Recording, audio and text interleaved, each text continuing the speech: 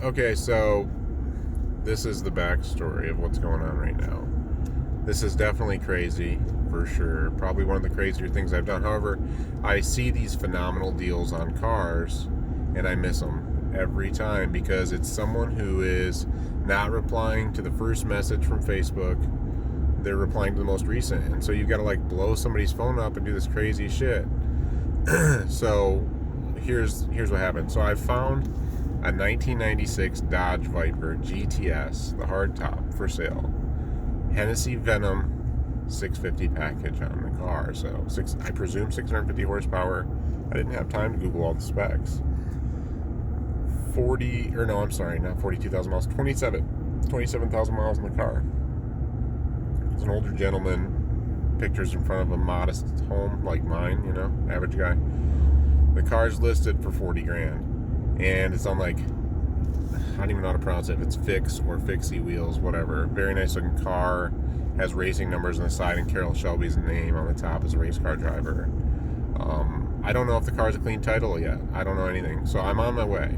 But here's the deal. I'm not getting responses through the messages. And you can tell me if I'm crazy or not. I'm not getting responses through the messages at all. And I don't know if it's something where like he uses a desktop computer and maybe he's not going to check it until later tonight, or if he's just so overwhelmed, or maybe someone's already bought the car. It was listed 2 hours ago. Well, this is where it gets weird, and probably why I'm a weird person. I'm desperate here. This is a phenomenal car. I'll sell all my shit at a loss to own this car, and I will keep this car. It's an unattainable car for me, a GTS. I mean, wow, you know. So I Googled his name, and I found his address. And so the pictures from Google Earth show the same stone driveway, the same house, and it even shows a car in the driveway under a cover, which is very Viper shaped. And comparing them to the photos in the ad, I think it's the same house. It's about an hour away from me. So I'm driving there. And the plan is to just, at least initially, roll by. If someone's looking, or if I don't see the car, I'm not going to stop.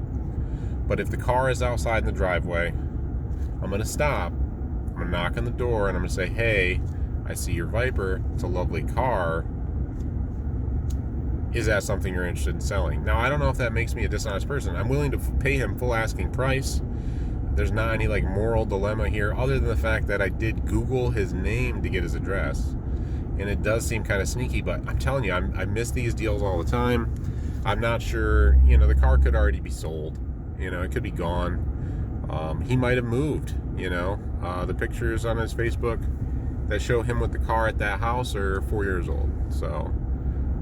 But the point of this video is to show the lunacy of a car guy, right? Like, we're fucking maniacs. Like, thank God we don't treat people this way. But it's such a legend car for me. So we will see what happens. I will roll by the house and see. And I've got $1,000 to put down. That's all I can get out of the bank today. I can't get the full asking price out of the bank. I don't have the cash. So I'm gonna try to go there. Hope it's in the driveway. Knock on the door and say, hey, is this something you'd like to sell? When he says yes, eventually I'll spill the beans and say, hey, you know, I sent you a message. That's where I'm torn. Do I tell him the truth, that I messaged him and didn't get a response? And that I Googled his address? He'll think I'm a fucking lunatic, but at the same time, will he think I'm crazy? Or will he just be like, wow, this guy really wants this car? He'll probably think I'm crazy. But I'd hate to not tell him, you know, and be dishonest. So I guess we'll see. I will update as to what transpires when I get there, which I'm about 35 minutes, 24 miles away, 5:12 p.m. on August 30th, 2024. All right, wish me luck.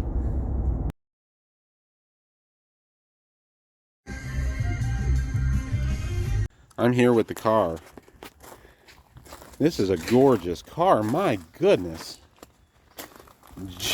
Jim, how did you come about buying this absolute race car for the road? This is amazing. Worked hard all my life, so. What did you do for a living, if you don't mind me asking? Owned a couple different companies. Wow. But what a legendary, beautiful car. all clean and everything.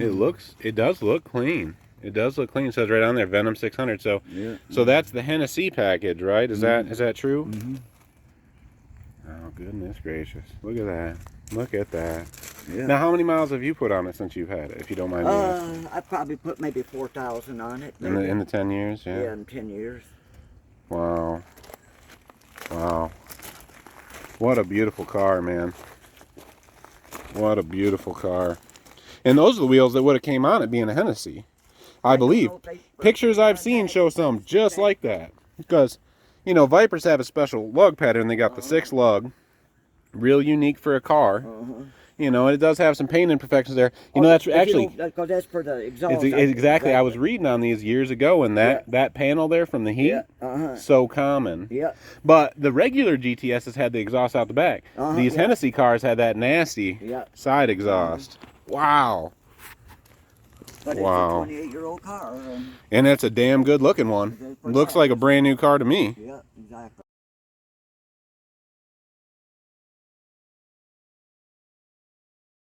So here's the update. The car was marked for sale when I was 3 miles away. But I was like, fuck it. I'm driving. So I drove to the guy's house. Get there, I see that Viper under the cover. Nobody's there that's looking at it or anything. I go up and knock on the door. He comes out. I said, sir, is that a Dodge Viper? He says it is. I said, is it for sale? He says it is. I said, will you sell me that car? He said, I will. $40,000. And I said, okay. I said, I got 1,000 in the truck and I'll be back tomorrow with the rest of the money. And I said, I'll be honest with you. I looked your name up from the Facebook ad and I found your address. I drove straight here because I wasn't getting a response. He's like, I got 1 million messages. He said, I could start a bid more if I wanted to. I don't want to. I want to sell the car. And he's like, some guy was going to come from far away and buy it, Illinois or something. He said, I want it to be local. Anyway, I bought the car. I'm freaking out. I'm freaking out. I'll show some video of me looking around it that's terrible and incomplete, and there will be more to come. All right, so it's about, let's see here, what are we, 7:05 a.m. the next day, so it's August 31st, 2024. I slept last night. Man, I was up late researching these cars. It's surreal for me. Yeah, the way it came together, we'll see. It's not in my possession yet. You know, things could change. So here's what I had to do to pull this together. Totally honest with you guys, because I'm not a rich man. I never thought I'd have a Viper GTS. Until it's sitting right here next to the M Roadster and the LT4. I mean, look at my house. I'm a normal guy. Lower middle class, you know. Here's what I had to do to get this car. You know, obviously you've seen the story of, you know, the madness of Googling the address and everything. Desperation of a car guy, you know. Speaks volumes, I would say, of the passion some of us feel for certain cars.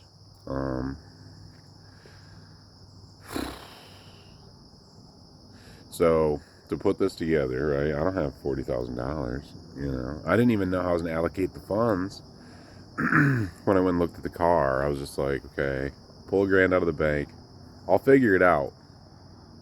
Because the deal is just too good. It's my only chance. I mean, it is my only chance. Probably to have a Viper GTS, unless something in my life dramatically changes, which, you know. So, okay, so I leave. I gave him the $1,000 deposit. It's 7. We're going to meet at the bank around 10 probably. And I'm going to get a check made out to him. So here's what I did. And this is terrible. Don't do this to anybody. And you're all going to tell me I'm stupid. It's okay. Or maybe you relate and you don't think I'm crazy for this. So I have a HELOC. And as you know, interest rates are quite high right now. And it is a variable rate like every other HELOC. So right now it's about 9.75%. It rides about 2% over prime rate, whatever prime mortgage rate. It's high right now. I haven't checked it recently, but I'm sure it's like 9.75. So I've got about $35,000 on in the HELOC, right?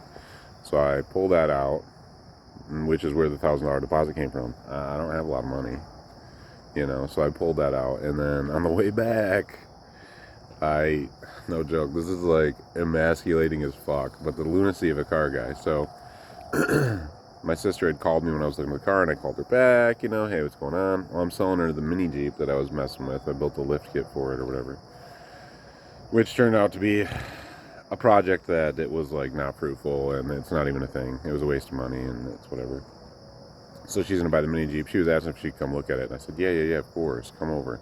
I'm on my way back from Battle Creek. But anyways, I said, hey, is there any chance I could borrow $5,000? Because I just obligated myself to buy a car, and I'll be honest with you, I don't have all the money. And I know this sounds like really shitty behavior for a 40-year-old man. And she's like, well, let me check my accounts, you know. She's a hard worker. She does good. She saves. She's smarter than me. You know, she's better than me. She doesn't blow her money on stupid shit. And every impulse purchase, you know, she's smarter than me. So she said she'd loan me the other $5,000. So literally pulling the money out of the HELOC, borrowing $5,000 from my sister that I have to pay her back in a week. And Amanda, I hope you're not watching this, but I don't know how I'm gonna pay you back yet. But so this is what's gonna happen.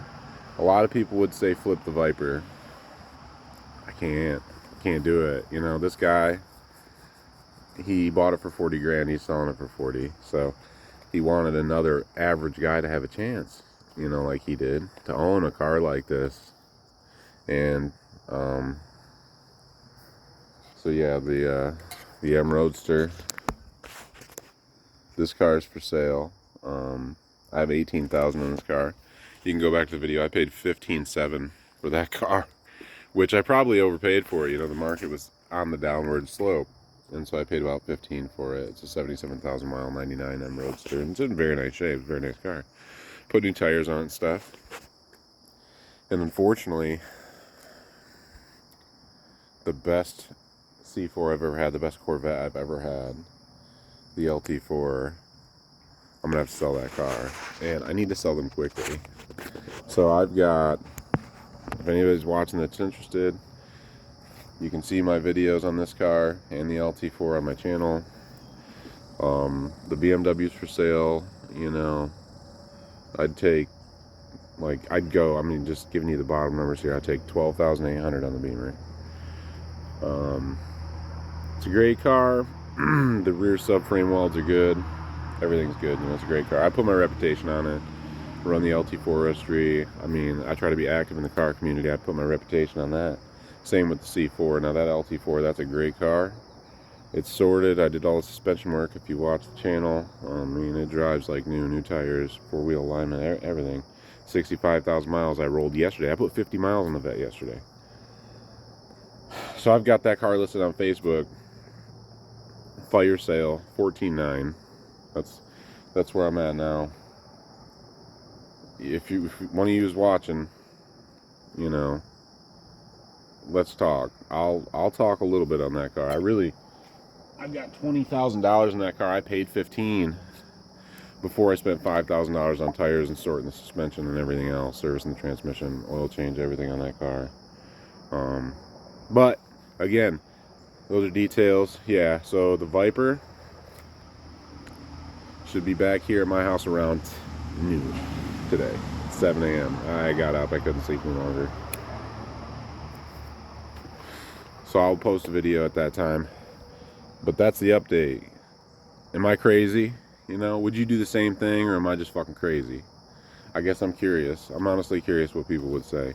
So, also, if you're interested in the cars, let me know. This is a very poorly edited video, and I apologize. All the videos when I was at the Viper are just shit. I didn't want to alienate him, and I was also very excited. So I was just like spontaneously taking pictures and recording. So anyway, thank you for watching. I will post a video on this fucking Viper as I learn more about it. It's not a real Hennessy. It's got some Hennessy parts. It was built by West Coast Viper, which is a defunct business that was in California. It's an absolute beast. I drove it. It's crazy. Alright. Thank you for watching, and stay tuned for more info on the madness that is my life. Have fun.